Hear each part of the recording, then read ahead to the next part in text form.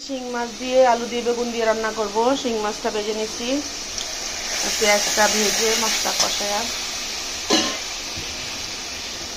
আমার রান্না খুব সিম্পল, মানে খুব সহজ, অল্প মশলা দিয়ে খুব দ্রুত রান্না করি, এত সময় নেই আমার। ধনিয়া,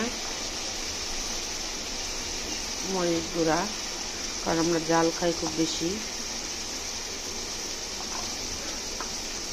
হলুদের পরিমাণ একটু কমে দিলাম। ধনিয়া একটু জিরা দিব,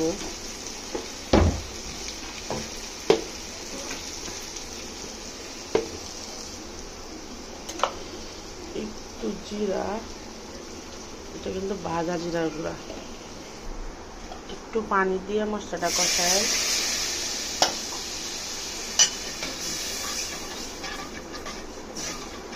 লবণ কি দিয়েছিলাম নাকি একটু চেক করে দেখিনি। স্বাদ মতো লবণ দেওয়া আছে, পেস্ট লাগাই ফেলতাম। মশলাটা একটু কষে নিই, আমি একটু অপেক্ষা করি। তরকারি মশলাটা কষানো হয়ে গেছে, সবজি আলুটা এখন কষায় নিব।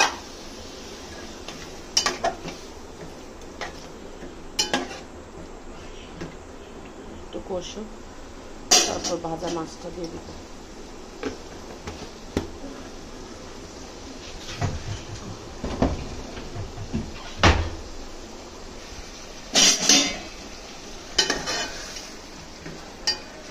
সবজিটা মোটামুটি কষানো হয়ে গেছে, আমি এখন ভেজে রাখা শিং মাছগুলা দিয়ে দিব।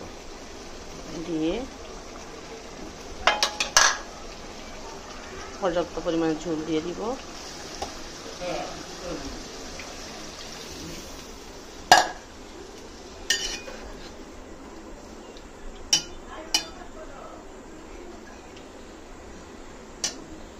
একটু ঝোল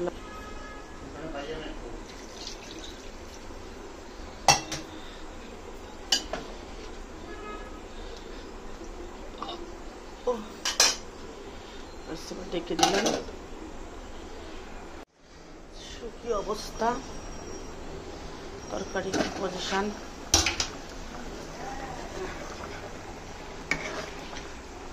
তরকারি প্রায় হয়ে আসছে, হইলেও সই না হইলেও সই, কারণ হচ্ছে আমি এখন রান্নাঘর থেকে চলে যাব,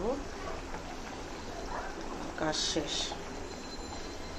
আপাতত শেষ আর কি। কাজের কোনো শেষ আছে?